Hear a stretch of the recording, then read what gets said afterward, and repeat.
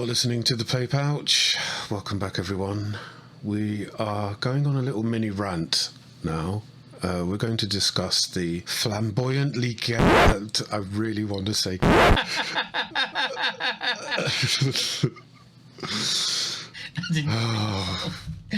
didn't take long. Oh, fucking... Fuck's sake. You're listening to The Play Pouch. Welcome back, everyone. We are going on a mini epic rant about the state of gaming today. And I'm joined, as usual, by my comrade in arms, Nick. How are we doing, Pete? A little bit shitty, really. I feel like I want to drown things, but so the topic of this cast is basically we are both feeling a little bit sort of worn out with video games at the moment, and we're trying to understand why. And well, I can only speak for myself, so I guess I'll just kick it off, really. Yeah. I've always had this built-in sort of thing with games, in that after a few hours in, or after a period of time, I understand how the game works, and I understand the mechanics. And that kind of, puts a limiter on things, on my enjoyment and things like that. And I always go back to that question of, what do I want from a computer game in the first place? And then I just think, well, am I getting it from here? No. So what do I do? I guess I'll just move on. As you know, mate, I'm really picky with games. If something sucks ass, then I just, uninstall, move on. I'm very brutal. It's true, and I mean, Pete, as we were talking about this, doing this cast, because peeling behind the curtain a little bit, we actually did record another show, but we had a big technical problem. That's why it's been longer than normal in between our shows, because we did have another one we thought all taped and ready to go, and then there was a problem with it, so we lost it all. So we were thinking about, well, what can we do next? And we've both kind of been a little bit, not on a downer really, because everyone's obviously got ups and downs in their lives, but games are meant to be a form of escapism, and for reasons like you just said, they are not, for both of us at the moment, they're not really providing that escapism. So a good way, I think, to start is, what is it for you, Pete, when you think about what you want from a game? What is the biggest thing? Is it just, I want to escape from reality? Is that the biggest thing that the game has to provide you, or is there more to it than that for you? I'm really curious.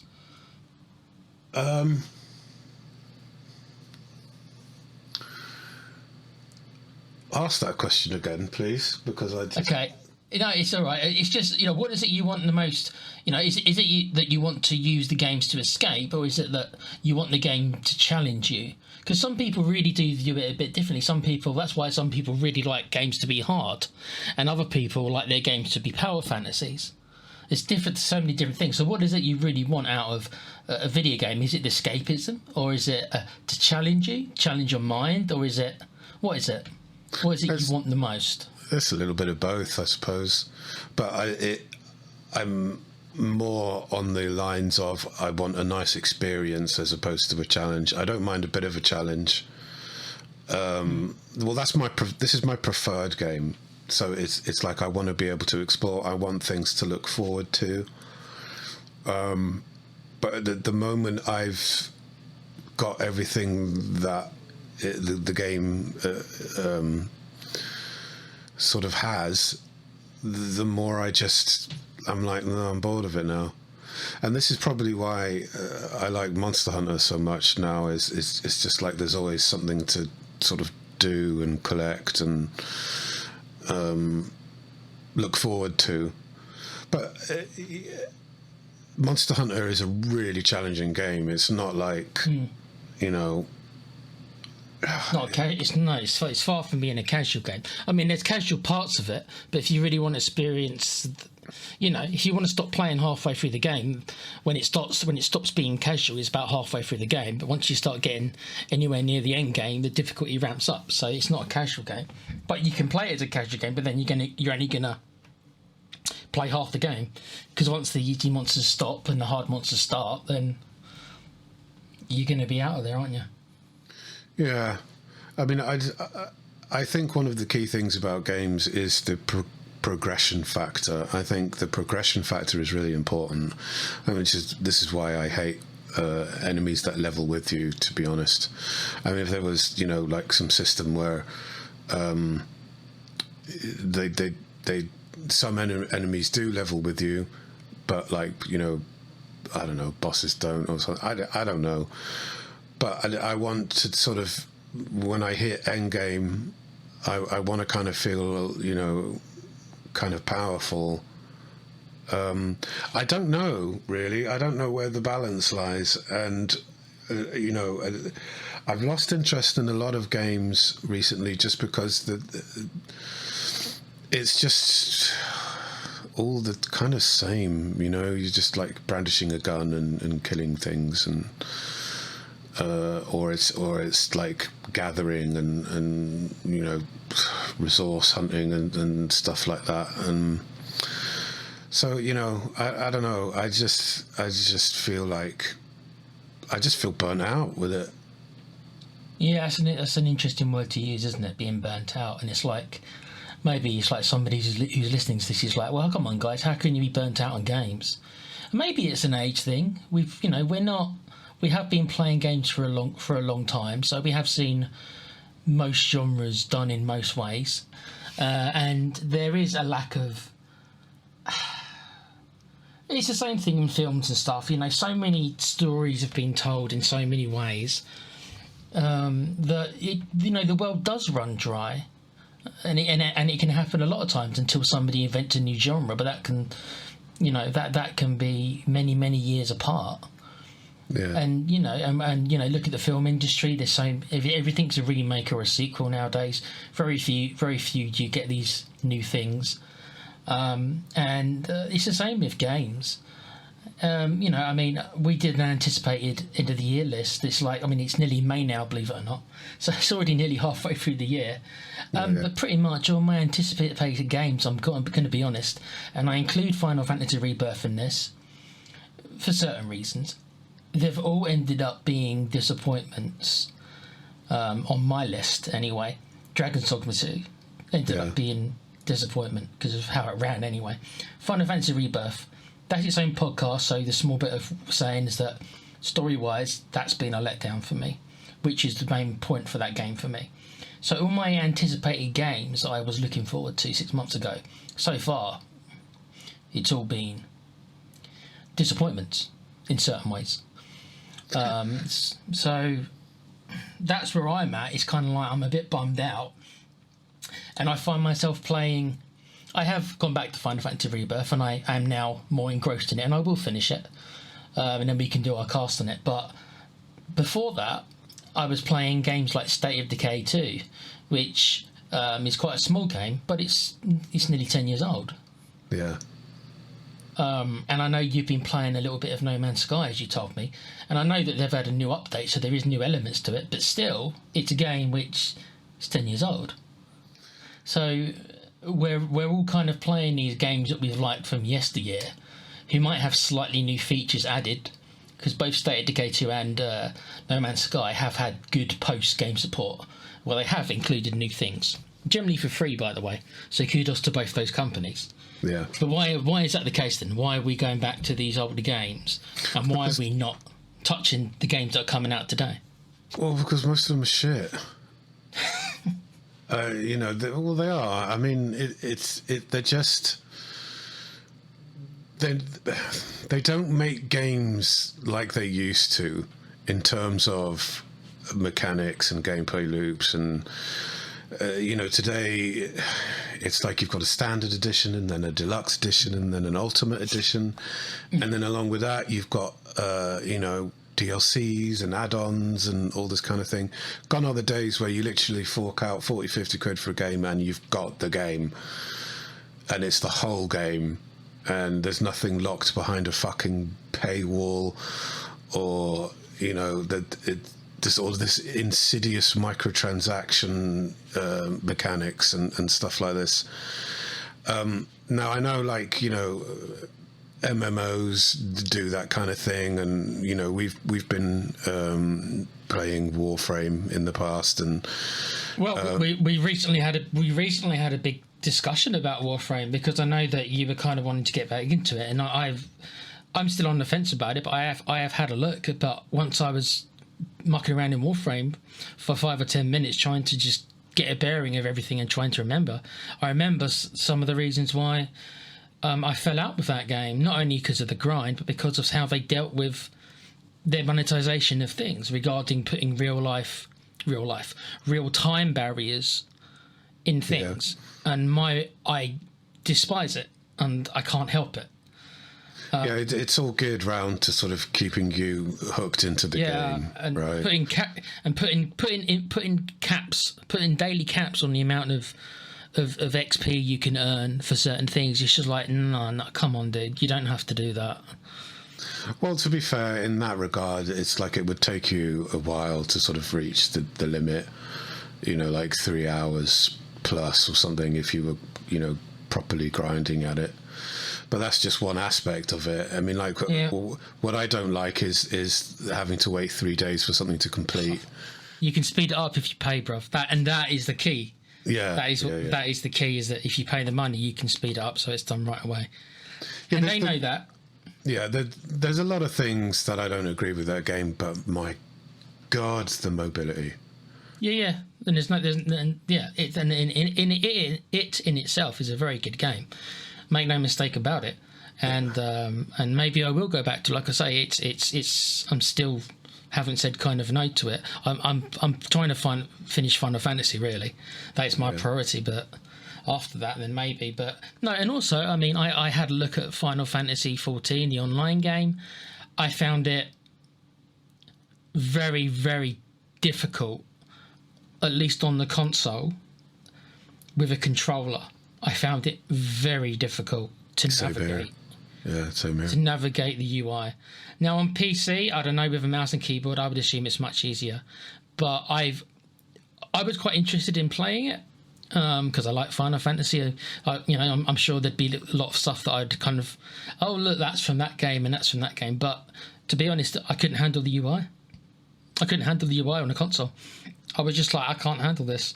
Well, what put me off with that game is that when you go to that sort of the first area you're at, or that big sort of town or city or whatever it is, and it's just like, I was just like, okay, what the to just go and see someone. It's just like, right, you have to go and see this guy, and it's like, well, where is he?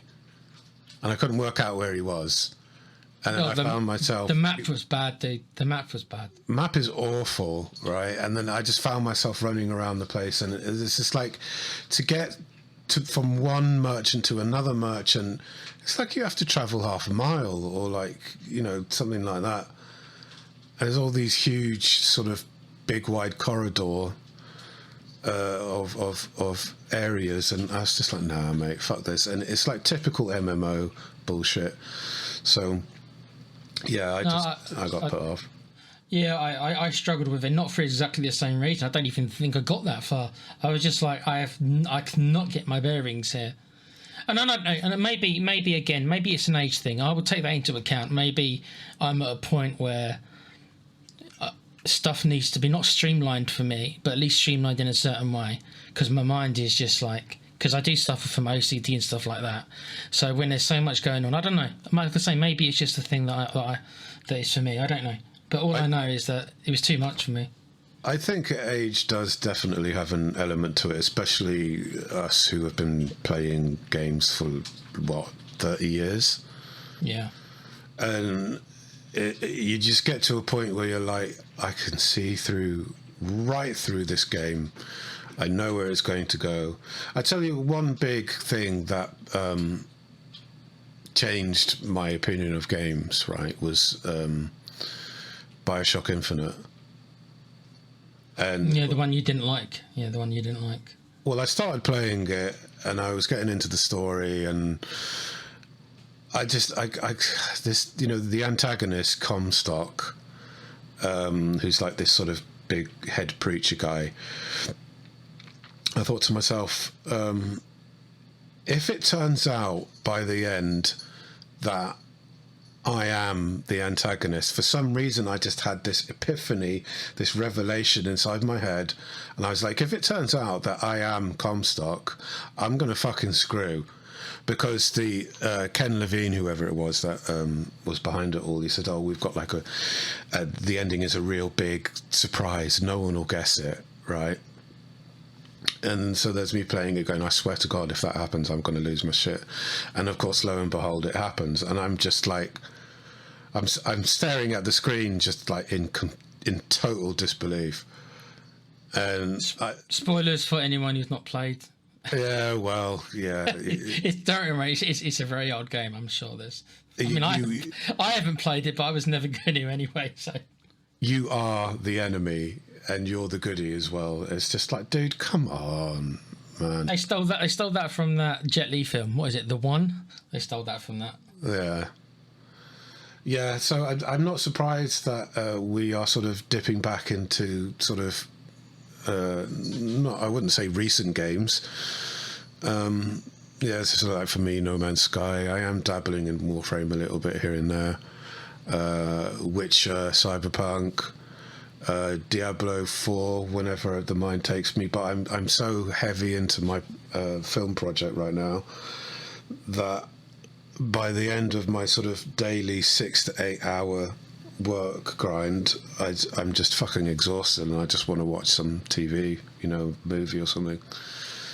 So yeah, I'm really just trying to get this project done so I can just sort of chill out.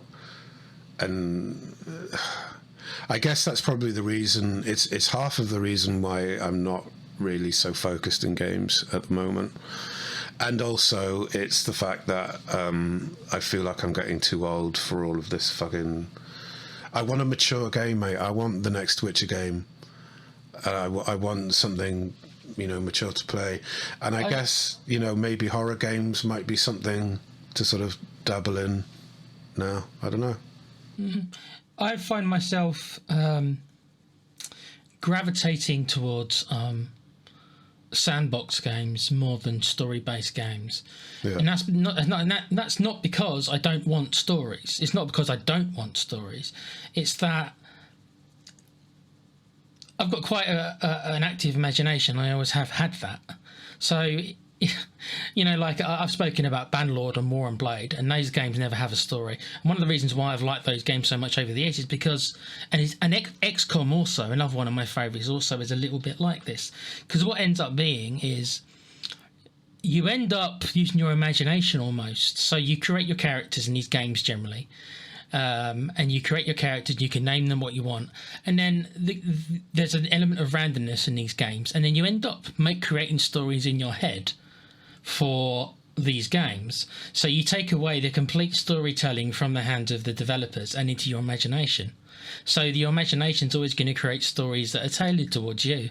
And I find myself gravitating more to these kind of games, so that as I'm playing these games, who have very little story given to me, and there's a lot of randomness in these games, is I end up kind of creating the backstory in my head and linking it all in my head. I find myself doing that more than ever before than I do letting developers give me the story, because more often than not, I end up being disappointed or underwhelmed by the stories given to me. Now, there's always exceptions, but more often than not, as I'm getting older and as I'm witnessing more stories, I'm obviously seeing everything already before, most things. And Final Fantasy Rebirth, again, I'm not going to go into it for a whole podcast, but again, this is the latest story that, for me, has left me just thinking, wow, you could have done so much more. Well, in terms of story, I don't know. I think they've done too much already. I think they've gone beyond. But that's a discussion for another cast. That's just the latest one that I'm talking about, though, in my head, where it's like I've been disappointed by the story, and I've just ended up thinking, well, I rather would have written a story myself. And it sounds, and that's what these are the games that I gravitate towards more. State of Decay 2 is another game I've mentioned. That game's got no fucking story. The stories is what happens when you play, and then you kind of create it in your head. The same with games like Warband. The same even with a game like No Man's Sky, really, because what's the story in that? Nothing. No. There's no story. There's no story in that game. Come on. Pretty non-existent, yeah. So these are the games that I'm gravitating towards nowadays, because I'm just feeling that the storytelling in games, for the most part, is lackluster. Now, there's always something that will come out, but they're very rare. And the last one probably was The Witcher 3. I would imagine. I did like Remake, the Final Fantasy. I'm not saying I didn't. I liked the options and opportunities that could have given, and they fluffed it, in my opinion. But the remake did open up the potential for so much. So maybe that game is the last one, which I'll say, okay, I was invested in the story in that game. But that's it. I loved Remake, but I didn't like Rebirth. I mean, it's probably. I mean, I've hinted at it. I mean, like we'll discuss that in detail. But yeah, it'll happen. What I want to know is where all the talent's gone. Like where's all the good story writers and the good dialogue artists and. All those kind of people. I mean, what happened to them? Because it's all just seemed to be sort of corporate, bullshit. Really, it's just like behind every game, every AAA game is just like this sort of evil, sort of whatever. Like what's Angry Joe's character again? Oh. Cobra Commander. It's a piss take of G.I. Joe's Corporate Commander. He called him. Corporate Commander. Yeah. And that's all I see. Like behind the screens, it's like these people going, "Ha right now, how can we screw more money out of these people?" It's I want talented stories back. I want all of that shit back. I'm tempted to just go back and play Mass Effect trilogy, to be quite honest with you, dude. I might treat myself to that when I'm done with my project. I don't know. There's nothing that I'm looking forward to this year. Absolutely nothing. And now GTA 6 is probably going to be delayed till fucking probably 25. So, I mean, like the next thing I'm looking forward to is Monster Hunter Wilds. Yeah, and that'll be something that we all get into, because I know we will. I mean, the Mass Effect trilogy, yes, that was great. Witcher 3, that was great. And you know what? Like I said, before we did this podcast, I didn't want it to turn into such a just big negative bash on everything. And I'm sure a game will come along. Of course, we don't know when. Something will come along at some point for both of us. It might not be the same game because we've got different tastes in some things. But a game will come along at some point for one of us, which will be like, you know what? Yeah, all right. I can actually invest and really get into that. I don't know what the game's going to be. I don't know for each of us which game it's going to be. I've got no idea. It could be GTA 6. It could be that long. It could be. Because sometimes there is. I have been like this before. A couple of years ago, and my personal life was going really badly, so that probably played a role. But I was so kind of down on everything. I really badly needed an escape, and I couldn't. No game was around, especially at the time, which could offer me that escape. And I remember just thinking, I just don't want to play anything. There is absolutely nothing. And I feel a little bit like that now. I'm not as down in my personal life now as I was then, so it's playing a lesser role. But I'm just looking around, and it's like I've got plenty of games. Looking at my collection, either games I haven't played in a long time, or even a couple of games which I bought and I haven't played. I don't do that anymore. But these are older titles. But I just look at them, and I pick up the the cover. And I look at the back, and I just think to myself, I just can't be bothered.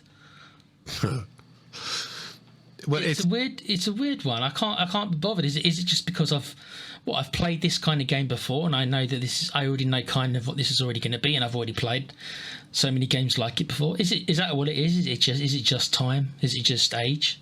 I don't know. It's definitely us, I think. Let's not beat around the bush here. It is probably us that are just. It's just that we're tired of all the sort of same stuff.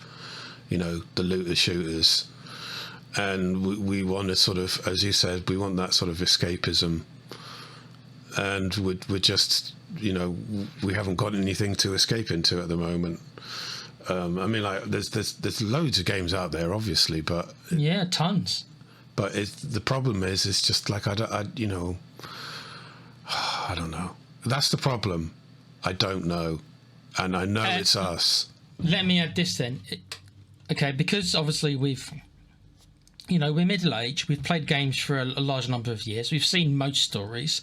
Yes, there's always something new that can be done, but it gets harder and harder. That's the way it is. So most stories have been done, at least the majority of them, so it's become very difficult. Are we just jaded? Yeah, probably. Is it as simple that we're just jaded? Yeah, we're just annoyed. I think what it is like constantly checking the game news and just seeing time after time after time, almost on a daily basis, of how some evil company has like screwing people over. I mean, like, look at Escape from Tarkov and their $250 game was like, dude, what planet are you on? 250 quid. Just for unlocking PvE, literally. And the poor sons of bitches who have already invested time and given them 150 quid, they don't even get it. They're expected to pay another 250. So they want £400 from their most diehard players who've already spent 150, and now they want them to spend 250 more. 400 quid on one game. That's just it's so blatant. The level of this level of greed is so fucking blatant, I mean, it's one thing if it was like a GTA game. I mean, like, if GTA 6 turned around and said, right, okay, guys, we have to charge 80 quid for the base game, people wouldn't bat an eyelid. They'd just pay it. I know that for a fact. For that game, yeah, probably. Right. It's just like, well, if you deliver what we believe you're going to deliver and what you've told us you're going to deliver, then here's 80 quid. God damn, yeah, no problem. Because you're going to get a quality title with little to no bugs. I mean, there's going to be, and like GTA 5 had bugs and stuff, but for me personally, I didn't see any. So there's not many big ones, really. Not many big bugs. Just yeah. So it is. There is a lot of negativity going around the game industry, and unfortunately, a lot of it is just deserved because the companies just they just keep on doing it, and they never seem to really learn their lessons. They'll apologise and say, "Oh, well, we're sorry, we didn't realise," and then they'll make the same mistake, and the next game they come out, they'll do the same thing. Yeah, and they'll make the same quote unquote mistake. So. No, look at Bugthesda. It's like, it just works, really? Does it? I don't think it does, Todd. Like, I'm sick and tired of games being released in such a shitty, poor state just because they've run out of time and they need money and stuff like that. Honestly, this just comes back to what is taking so long to develop a game. Is it because they come up with the plan and then the plan goes to pot or something, and people leave because management's being, a bunch of arse bandits? I mean, what is it? What's going on? Why? What? I don't understand. And so yeah, I just want the talent back. The thing that sucks the most, Pete, I think, is that we're living in almost the golden age of technology. Of course it is, right? So where games be the best they could ever be, but it's not the case because games aren't the best they could ever be. They might look the best they could ever be, but they're not the best they could ever be because of the business practices that has infested the all the companies, because then because the morality isn't there to the technological level. If the developers, and it's probably not the developers' fault themselves, it's the bigwigs up above. If the developers were given free reign probably to do what they really wanted to do, and they didn't care about monetizing it to perfection, then I reckon the games industry, of course, it would be in a much better place, because you'd get all the features you were meant to get. The games would probably be more finished than they are, because they wouldn't be under the pressure to rush it out on that exact date. And all these things would be much lesser, built with all the great technology that is now there. But instead, what we're getting is we're getting only half of what it could be, because the morality and the business side of it is so corrupt and shitty, more than it's ever been. Right? Oh, look at Bobby Cockdick, right? Yeah. The blatant sort of greed. I mean, the guy's got hundreds upon hundreds of millions, probably billions now. I mean, it's like, how much do you actually want? How much do you actually need? You know, so that's what annoys me. It's just it's all annoying me, and with the advancement of like. This is why I keep coming back to Unreal Engine and sort of arguing the point of Unreal Engine, because what they're trying to do is make it so that you don't have to spend so much time developing or optimizing the game. By the time they're done with their mission, you should just be able to throw in any sort of high-grade mesh and sort of volumetrics and systems and all this kind of thing, and it will just work and self-optimize. That's the ultimate future. And so you know, because this is what's taking so long with computer games, is that the optimization process, and then the sort of these unforeseen bugs and stuff.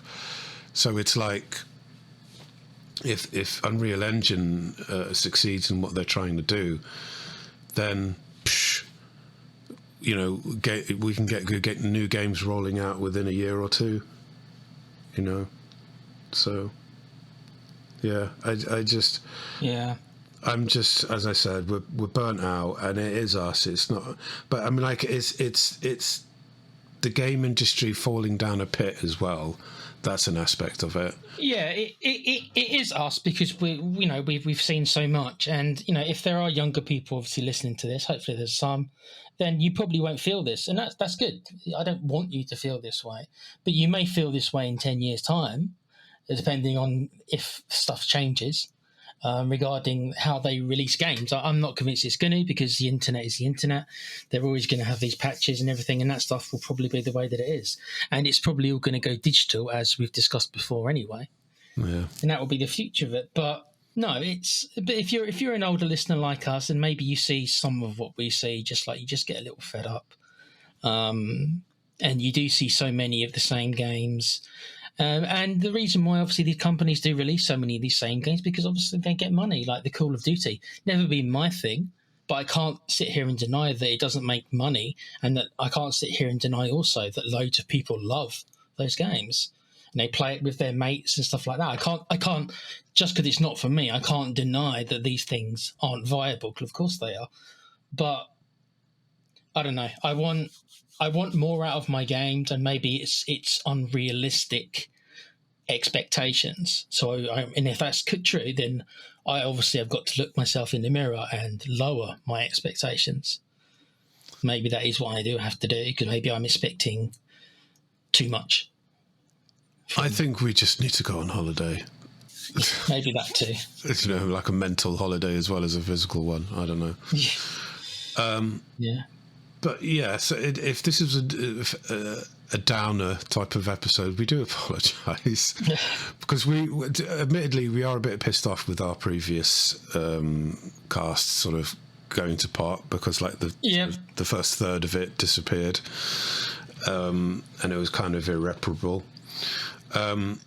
So yeah, let us know what you think in the comments. It would be great to hear from you guys. And let us. You know, are you fed up of certain? Is it the practices you're fed up with it, or is it expectations? Let us know what you think. You can be our therapists by all means. Yes, we know how you feel if that's the case. Yes, come and sit in our warm embrace as we try to make you feel better. Not in that way, but yeah. So if you like what we do, like, share, subscribe, comment, and we'll see you on the next cast. Take care. Take care.